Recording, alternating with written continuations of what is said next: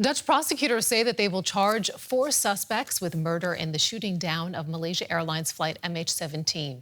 At a press conference in a Dutch city, the International Joint Investigation Team confirmed earlier reports about 1 Ukrainian and 3 Russian men facing charges for downing the passenger plane. They will be tried in The Hague beginning in March of next year. In July of 2014, Flight MH17 was hit by a Russian-made missile while crossing eastern Ukraine. All 298 people on board were killed. After 5 years investigating the case, the international team hails this as a major breakthrough. Here's what the Dutch chief prosecutor had to say. The Public Prosecution Service suspects the 4 suspects of the fact that their plan, their cooperation and their acts on and around July 2014 have led to the shooting of Flight MH17.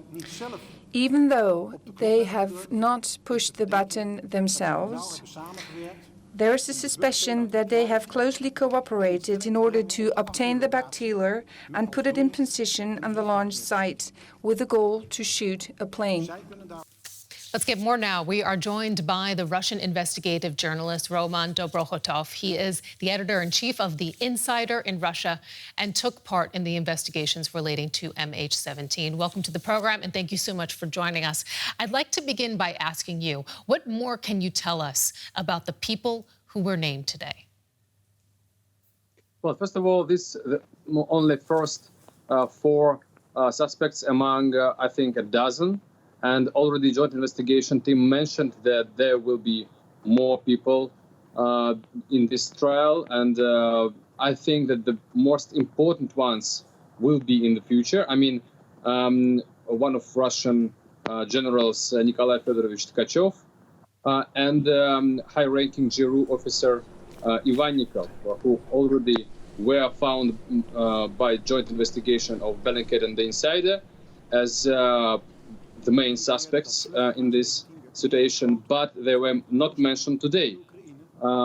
Some people may suppose that this is kind of some political decision not to involve high-ranking military officers, but I think that this is a strategy of Joint Investigation Team to show only several suspects who are maybe not super important, but it is very easy to find evidence of their involvement because, for example, Girkin was the head of so-called Ministry of Defense of the Donetsk Republic, and of course he was involved because he was in charge, right? So you even don't have to investigate this. He was openly in charge of this. So all these 4 suspects, well, we have too many evidence about them, so Russian government can't deny anything about them.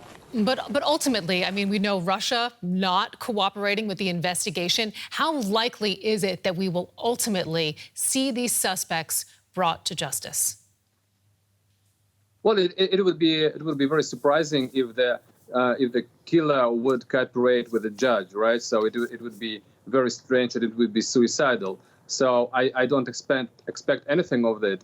Of course, Russia could do some steps to de-escalate situation if they would try to find kind of compromise, like, well, these are separatists and that was their mistake, but Russia, the government and Russian soldiers were not involved.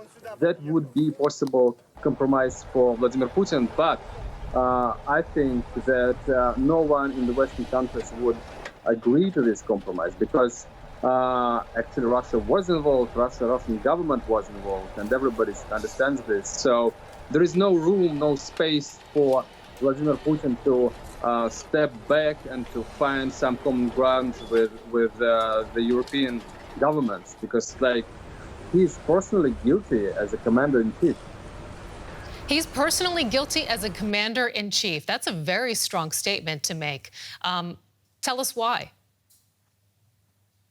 Because we know that Buk missile system and other heavy weapons were crossing the Russian border, and that could not happen without direct order of commander-in-chief. Also, we know that these high-ranking GRU officers and generals of Ministry of Defense, they always do something only if they have direct order from above. So nothing of this could happen without knowing of Vladimir Putin, and moreover, without his concrete order.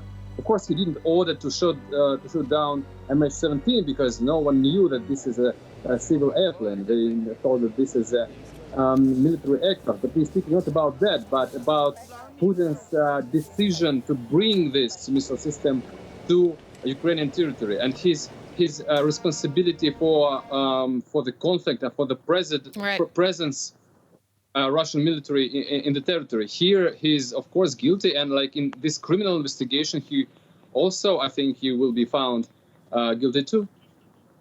Roman Dobrokhotov, editor-in-chief of The Insider in Russia, we know you took part in the investigations relating to MH17, and we thank you for sharing your insights.